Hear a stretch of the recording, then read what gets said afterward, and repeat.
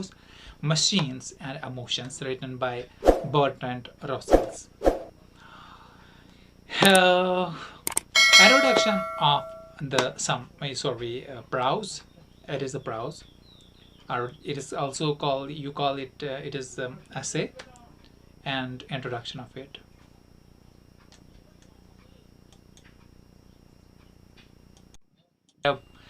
Comparative study of the machines and actions. He's of the view that machine can't give real happiness to the human beings unless the machines are used to satisfy the human instincts and emotions. Machine and emotions are complementary to each others. If machines dominate the emotions are if the emotions dominate the machines, our civilizations will suffer, right? Now come to the summary. In the present day, we have machines. They are powerful. Human beings have the emotions. They are also very powerful. Will machine destroy emotions, or will emotion destroy machines?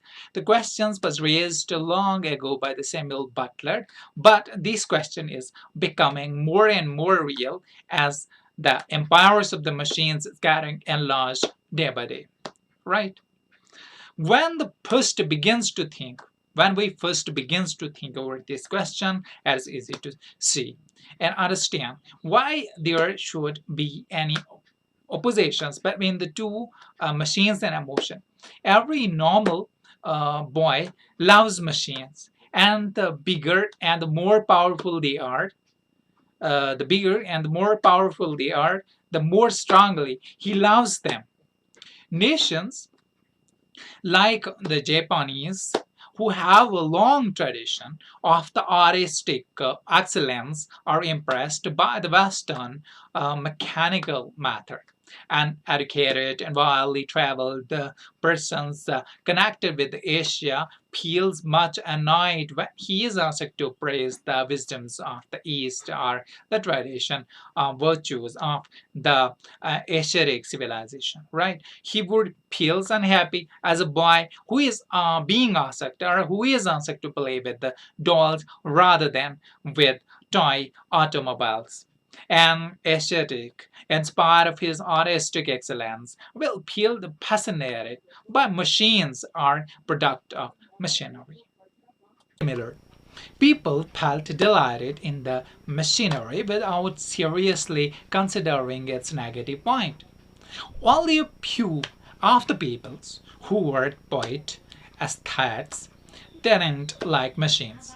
The 19th century in the English regarded it superior to the previous age mainly because of its mechanical progress. Machines are worshipped because they are beautiful. They are valued because they give us power. As they looked ugly and enslaves their users, they are hated. Whenever or whatever attitude toward a machine is likely a Dijon of the Arabian Night. The Dijon appears profitable and beautiful to its master, but ugly and terrible to its enemy. So far as the master of the machine is concerned, he lives at some distance from the machine, and he is not aware of their ugly and unpleasant and even dangerous sides. He admires them for their usefulness and reliability. It is only the operator of the machines who are troubled by their ugliness and fumes and heat, etc. If a worker complains about a machine, the master has a ready answer. He tells the workers that the machines enable workers to earn more and purchase more goods and than their poor fathers could ever purchase. And the master makes the workers realize that machines have made them happier than their ancestors, right? So it is believed that the possessions of the material things make one happy. It is throughout that a man who has two rooms and two bands and two loaves must have been twice as happy as man who has one room, and one bed and one loaf. In brief, happiness is said to be proportional to income. Some religious and normally upright people don't accept this view. They feel happy with an increase in income through machines. Rousers look at the issue from the psychological point of view. We have a physical needs and emotions, right? We utmost importance to the satisfactions of our physical needs. The question of being happy or unhappy comes later. In the industrial societies also, there are some men who remain too poor to satisfy their physical needs, but most of them are able to satisfy their basic needs, right? The questions often comes up with why we want to increase our incomes.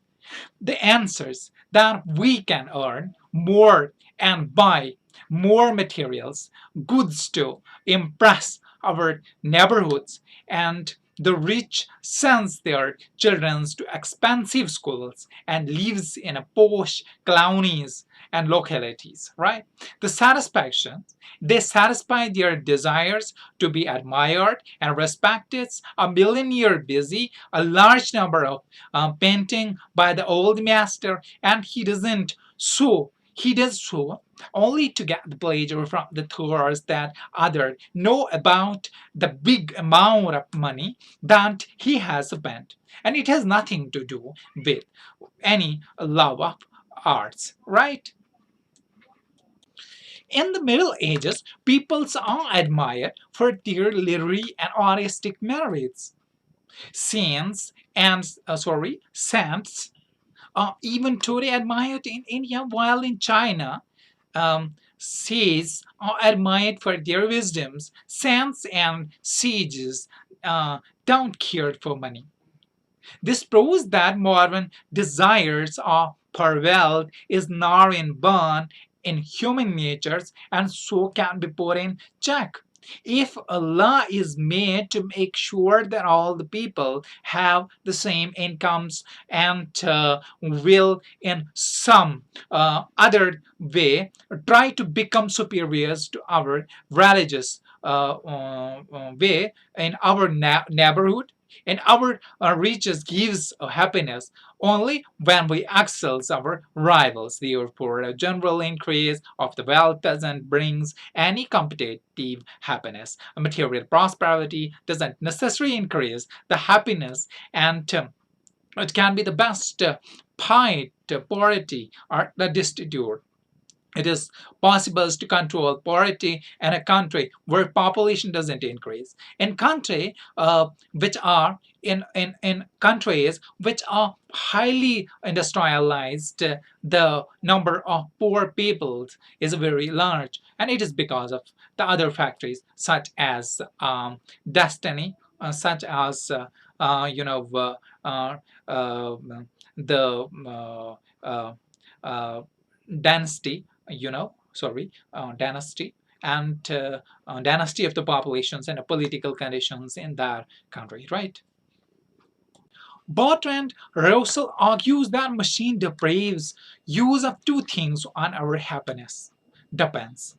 These are the spontaneous and variety. Machine needs to be kept in a motions. They have to be kept in a state of regularity. Emotion thrives on variety and irregularities. When we say that a man is a machine, and we means to praise per him per his virtue of punctuality, exactness, and reliability, etc. Irregular life is considered to be a bad life. Manslavery to machines isn't a pleasant thing. From the point of emotion, the great troubles with the machine is their regularity. Emotion life is therefore regarded as an irregular life, and so bad life and regular life is possible when the machine with the machine, so it is punctual, exact, reliable, etc.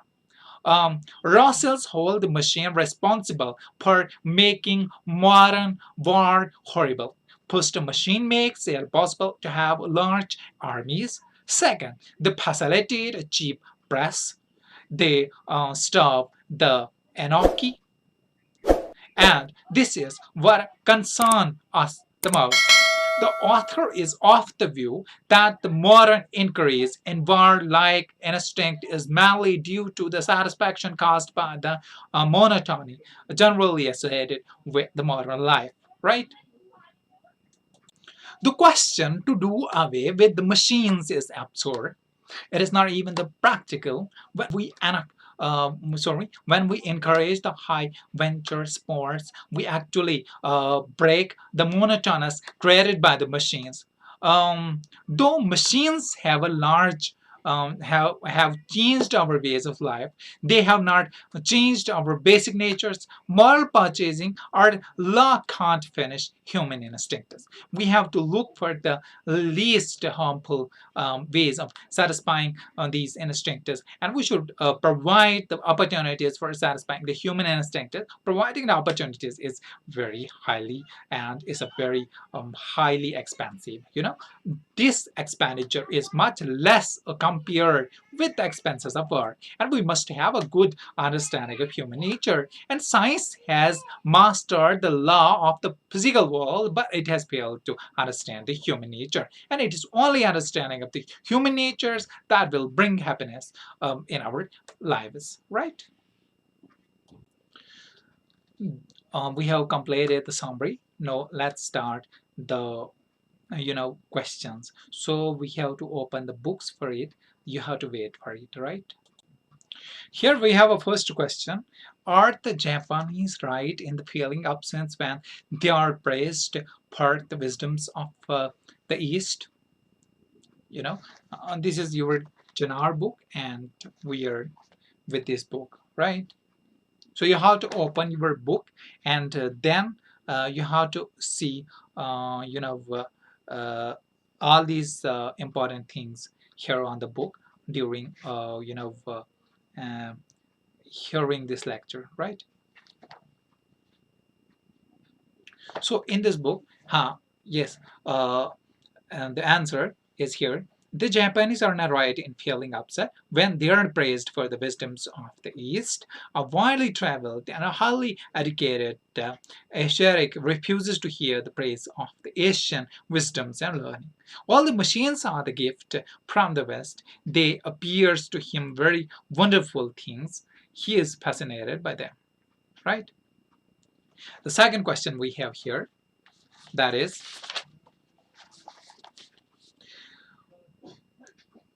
why were the poets and aesthetes unhappy with the introduction of the machines into the common life of the people, right? The poet and aesthetes were unhappy with the introduction of the machinery into the common life of the people, and their happiness was due to the fact that they were wise enough to raise how machines would give a deadly blow to the emotional sides of the people, and they understand the variance between the machines and the emotions, and the felt that the mechanical progress would prevent emotional well-being, right? We have here the third question, that is, why does the writer says that machine is like a Dijon, right? The Dijon was the favorite of the master because it served the mastery, or it served the masters very well. But it was disliked by the victims or the enemies of the masters. The same is true of the machine also here, right? Here the question number fourth says, how does the masters of a machine justify the ugliness created by his machines? Machines created ugliness, right?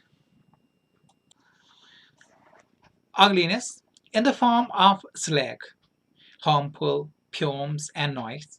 But the masters of the machines justifies this ugliness by cleverly telling the workers that By operating the machines, they're able to purchase more goods than their ancestors could, right? Question number 5 says, what does the fulfillment of emotion needs become the most important factors in a man's life? Emotion comes next to the satisfaction of the physical needs. They becomes important only after the necessities of bread, clothes, and shelters have been met fully, right? Met fully. So question number 6. It says, according to the writer, people desire to increase their income so that they can buy the expensive material goods, they can win greater admirations and respect, they can afford expensive education for their children. Here, the B is the correct, and they can win greater admirations and respect. Question number 7, right? Question number 7 is here. Let's see. Question number 7 here, by discussing the different reasons for which the people admired in different societies, the writer tries to establish first, money has been a part. Money has been the primary concern of people. People respect in their own societies have been the only concern of the people. C part, respect in their own society has been primarily concerned, and money has only been the secondary concern. Here I think it is respect in their own society has been the primary, and money has been the secondary concern. So that it is the answer of this question. So let's move forward the 8th question here. How according to the right are machines responsible for the ferocious natures of the modern wars? Machines make it possible to have a large army. Secondly, they facilitate a cheap press, with the flourished by creating the hysteria. Thirdly, they starve the Enoch side of the human natures. And the thought of war appeals to the discontented lot of people as something giving relief. Right. Question number 9. Question number 9 here says, what are the ways in which human can made to keep his desires to fight wars? Machine can be made to keep up his desires to fight wars by understanding the human natures and giving him an opportunity to take part in the adventurous activities. Question number 10. It says here, do you think science is the cause of all problem facing man today? Give reasons for your answer. Yeah, science is the cause of all the problems facing man today. We have become slaves to machines. There is discontentment among human beings, and the more they earn money, buy things, the more intense they grieve about their progressive instinct, and the satisfied and discontented man becomes aggressive. Their warlike passions are aroused, and they resort to war, right? Here, question number 11. Let's see what is the question number 11. It is, what does the writer feels the external force can do the little in controlling the man's Enoch natures. According to the writer, the only way to control man's Enoch instincts is to discover the needs of our instinctive natures, and then to look the least harmful way of satisfying them, right? Question number 12. Here, read the last two paragraphs of the essay once again and see whether the following are true or false. Human instincts have not been changed by machines, right? It is true. Psychological psychoanalysis has fully, sorry, has uh, has fully studied and understood human psychology of emotions and instincts. So this is false, right? And third is what is essential today is to understand the human instincts and ways to satisfy them. Third is also true, right? And fourth one, science has mastered the law of physical world and human nature, right? Pulse, it is pulse. And fifth, happiness will be brought back to our lives when machines are destroyed. It's also pulse. So this is end of this lesson. So that please subscribe the channel, share all my videos to your friends. Thank you very much for being the part of this video, right?